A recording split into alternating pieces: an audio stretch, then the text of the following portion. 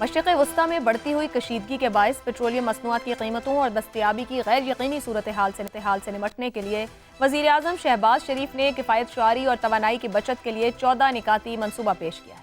اس کے تحت سرکاری اخراجات میں کمی، سرکاری گاڑیوں کے استعمال میں کمی، بیرونی دوروں پر پابندی، کابینہ اور اراکین اسمبلی کی تنخواہوں میں کٹوتی، سرکاری تقریبات پر پابندی، سرکاری دفاتر میں ورک فرام ہوم اور ایک اضافی چھٹی جیسے فیصلے شامل ہیں۔ ادھر صوبائی حکومتیں بھی اسی طرز کے اقدامات کر رہی ہیں۔ پنجاب میں وزراء اور افسران کے پیٹرول الاؤنس میں کمی، پروٹوکول گاڑیوں پر پابندی اور تمام تعلیمی ادارے بند کرنے جیسے متعدد فیصلے کیے گئے ہیں۔ دیگر صوبے بھی سرکاری اخراجات محدود کرنے کے لیے مختلف اقدامات کر رہے ہیں۔ حکومت کا موقف ہے کہ ان فیصلوں کا مقصد نہ صرف اخراجات کم کرنا ہے بلکہ یہ پیغام دینا بھی ہے کہ مشکل معاشی حالات میں ریاست خود بھی بچت اور سادگی کی پالیسی اختیار کر رہی ہے۔ تاہم معاشی ماہرین کے مطابق یہ اقدامات فوری سطح پر کچھ بچت تو پیدا کر سکتے ہیں مگر بڑے معاشی دباؤ کے مقابلے میں ان کے اثرات محدود رہ سکتے ہیں۔ پاکستان کی معیشت کا بڑا انحصار درآمدی تیل پر ہے۔ عالمی منڈی میں قیمتوں میں اضافہ براہ راست مہنگائی، درآمدی بل اور بجٹ خسارے کو متاثر کرتا ہے۔ یہی وجہ ہے کہ توانائی کے متبادل ذرائع، سرکاری اخراجات میں بنیادی اصلاحات اور معاشی ڈھانچے کو زیادہ مضبوط بنانے کی ضرورت پر زور دیا جاتا رہا ہے۔ ایسے میں اہم سوال یہ ہے کہ کیا یہ اقدامات واقعی موجودہ بحرانی حالات میں معیشت کو سنبھالنے اور عوام پر بڑھتے ہوئے بوجھ کو کم کرنے میں مؤثر ثابت ہوں گے؟ اسی پر پینل سے پوچھیں گے۔ توانائی کی بچت کے لیے سرکاری اخراجات میں جزوی کمی، تعلیمی ادارے بند، اضافی چھٹی، ورک فرام ہوم، عوام کو عملی ریلیف فراہم کرنے کے اقدامات یا پھر محض سیاسی اور اقتصادی تاثر دینے کی محدود حکمت عملی؟ زیغم صاحب کہتے ہیں کہ جو بادشاہ تھے پرانے زمانے کے، جب کسی کو سزا دینی ہوتی تھی تو ایک ہاتھی تحفے میں دے دیتے تھے، اور وہ جس کو ہاتھی ملتا تھا، بادشاہ کا ہاتھی ہے، وہ تو نہ بیچ سکتا تھا نہ کسی کو دے سکتا تھا۔ اس ایک ہاتھی کو پال پال کر وہ مفلوق الحال ہو جاتا تھا۔ قدرت کی ستم ظریفی ہے، اس غریب مفلوق الحال بیمار قوم کو ہاتھیوں کا ایک پورا ریوڑ عطا ہوا ہے، جس کو یہ قوم پال پال کے برباد ہو گئی ہے۔ اور جب مشکل آتی ہے تو انہیں یہ نظر نہیں آتا کہ گنے تو سارے ہم چوپ گئے ہیں، اس گھر میں باقی بچا کیا ہے۔ وہ ہمیں یہ ڈرامے دکھاتے ہیں۔ آپ ذرا دیکھیے، ہم جس بحران کی بات کر رہے ہیں، آپ کو رات کو نیند نہیں آئے گی خدا نہ خواستہ اگر یہ آگے کو معاملہ جاتا ہے تو۔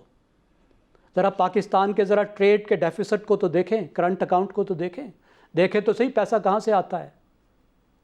آج تک جب 50-60 سال میں جب بھی پھنستے رہے ہیں تو یہ عرب ملک ہم کو بیل آؤٹ کرتے رہے ہیں۔ آج بحران ہی ادھر سے آ رہا ہے، کدھر کو جائیں گے آپ؟ صرف جب تیل $10 بلین بڑھتا ہے تو 1.5 سے 2 بلین ڈالر کا آپ کا بل سال کا بڑھ جاتا ہے۔ اور کل کے دن میں آپ سے عرض کر رہا ہوں 119 پر گیا تھا 70 سے، ذرا حساب کیجئے $20 بڑھا تھا۔ ساری کتنا بڑھتا ہے جی؟ 80 سے 70 سے 120، 50 کتنا بنتا ہے؟ یہ بنتا ہے $10 بلین اگر آپ اس کو سال میں لے جائیں، مہینے کا بھی $600 ملین سے زیادہ۔ کدھر سے آئے گا یہ؟ آپ کا جو تجارتی خسارہ ہے وہ $22 بلین ہے، جس کو پورا کون کرتا ہے؟ غیر ملک میں کام کرنے والا مزدور، جو $40 بلین بھیجتا ہے۔ آدھا مزدور انہی ملکوں میں کام کرتا ہے جہاں بحران آیا ہوا ہے۔ بالکل صحیح۔ $20 بلین وہ بھی بھیجتا ہے، اس میں سے صرف $5 بلین بھی اگر کم ہو جائے، ادھر سے تیل کے ساتھ کمبائن کریں، آپ کہاں پہ کھڑے ہیں؟ پھر آپ کی تمام ان پٹس جو ہیں، آپ جو تھوڑی بہت ایکسپورٹس کرتی ہیں، اس میں سے 40% مال تو باہر سے آتا ہے۔ باہر سے آنے والا مال بھی مہنگا، تیل کی وجہ سے جو کتنا تیل کی مہنگائی ہوگی اور بجلی مزید مہنگی ہوگی، اس سے جو آپ بنائیں گے اس کی کیا قیمت ہوگی؟ آپ سمجھ ہی نہیں سکتے کہ اس مسئلے سے نکلنے کا آپ کے پاس راستہ کیا ہے۔ صرف آپ ایک سبق سیکھ سکتے ہیں۔ اللہ تعالیٰ ہمیں سے محفوظ رکھے، اس جنگ سے خدا اس جنگ کو ختم کرائے۔ We have no way out، ان ڈراموں سے کچھ نہیں ہونے والا۔ صرف ہم یہ کر سکتے ہیں کہ عبرت لیں کہ ایسا وقت پھر بھی آ سکتا ہے، اور پلاننگ کریں اور معیشت کو بچائیں اور یہ ختم کریں، یہ اپنی بدماشیاں اپنے اللہ تللے ختم کریں۔ ہمارے اندر تو باقی رہ ہی کیا گیا ہے۔ حسن نثار صاحب، یہ جو اقدامات لیے گئے ہیں واقعی عوام کا معاشی بوجھ کم کرنے میں مؤثر ثابت ہوں گے کہ بس دکھاوا ہے سب کچھ؟ مجھے پاگل سمجھایا آپ نے۔ بچت، سادگی اور یہ سیاسی مٹیریل، عقل کو ہاتھ مارے یار، یہ سب نوٹنکیاں، ٹوپی ڈرامے ہیں، سطحی اور انتہائی سستی باتیں ہیں. ایک بات بالکل آپ ذہن میں رکھنا، یاد رکھنا، اور یہ دور نہیں ہے. اب ہماری اصل حالت جو ہے اس ملک کی اس دیہاتی جیسی ہے جس کے سر پہ بہت بڑی پنڈ ہو توڑی کی. توڑی کو پتہ نہیں کیا کہتے ہیں، ہنس کہتے کیا کہتے ہیں مجھے نہیں پتا انگریزی اردو میں. توڑی کی بہت بڑی پنڈ ہو اور انتہائی خوفناک آندھی میں اڑا دے، توڑی کی وہ پنڈ کھول جائے اور وہ بے وقوف احمق یہ سوچے کہ میں یہ توڑی سمیٹ لوں گا. یہ ہے اس ملک کی اکانومی. اس توڑی کو اکٹھا کرنا یہ معجزے سے بھی نہیں ہونا. جب تک بنیادی جوہری تبدیلیاں نہیں آتی سب ٹوپی ڈرامے بیکار اور بے سود ہیں. اور دوسری اور آخری بات اس سلسلے میں میں پوری ذمہ داری سے یہ کہہ سکتا ہوں کہ یہ تبدیلی اگر افقی اور عمودی نہ ہوئی، سطحی اور جعلی ہوئی جس طرح کے یہ لوگ ہیں، جس طرح کے ان کے مینڈیٹس ہیں، تو مزید تبدیلی تباہی کے لیے آپ تیار رہیں. ٹھیک ہو گیا. اکانومی کی اے بی سی نہیں آتی ان کو. اکانومی بات سنو بربادی جیسے آبادی ہوتی ہے، 2 سے 4 8 16 32 64 اس طرح بڑھتی آبادی کا جہاں ٹرینڈ ہو بڑھنے کا وہ یہ ہوتا ہے، 1 2 3 4 نہیں. بالکل صحیح. اور معاشی تباہی بھی اسی طرح ہوتی ہے.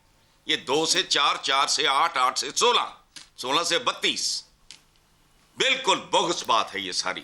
ٹھیک ہے جی، بوگس بات اور ٹوپی، اس کے کوئی اثرات نہیں ہوں گے. بریک کے بعد گفتگو آگے بڑھاتے ہیں.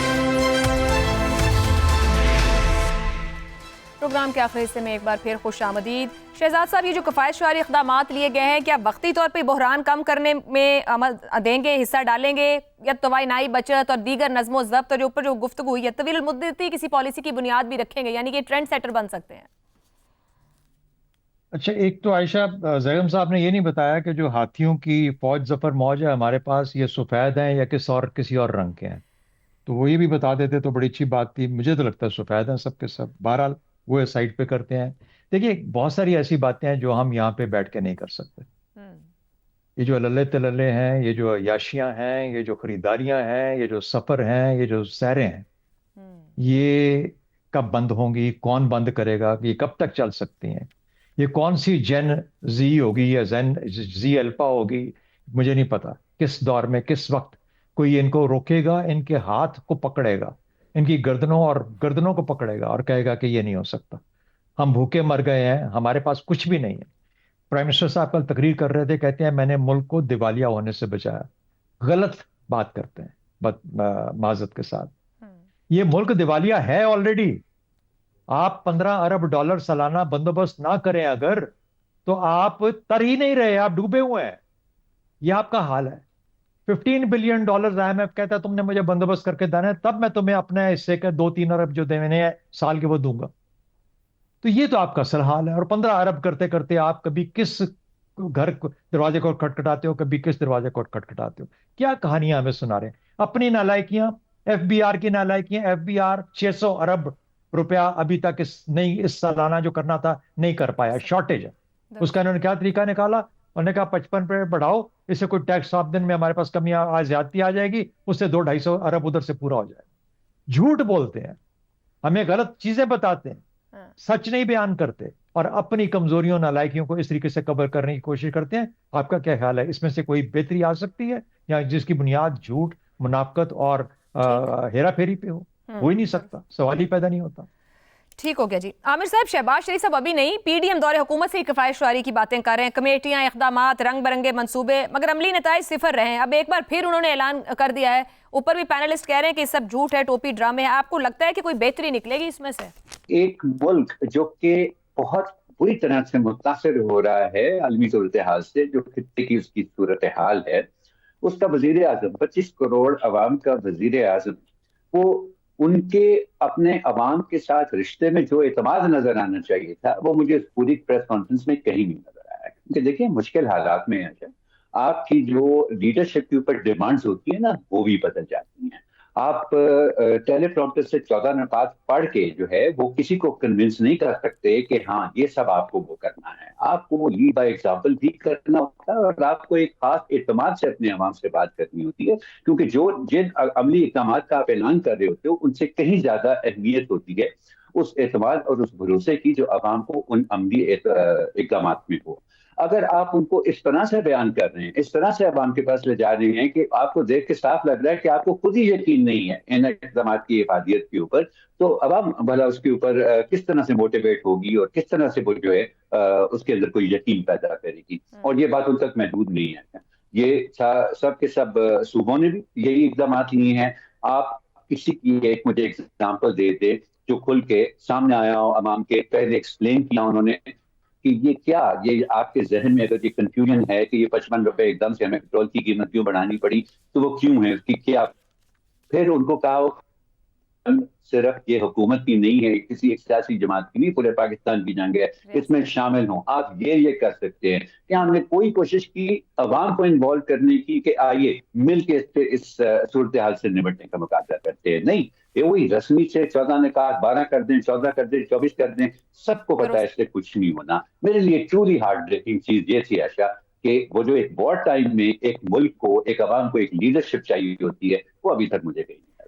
درست ہو گیا. تو لیڈ فرام ایگزامپل والی بات نہیں ہے, کہہ کر آپ امپوز تو کر دیں گے, عوام سہ بھی جائے گی, لیکن آپ خود کر کے دکھائیں, یعنی عملی اقدامات نظر آنے کی ضرورت ہے. پروگرام سے اتنا ہی, اجازت دیجیے. اللہ حافظ.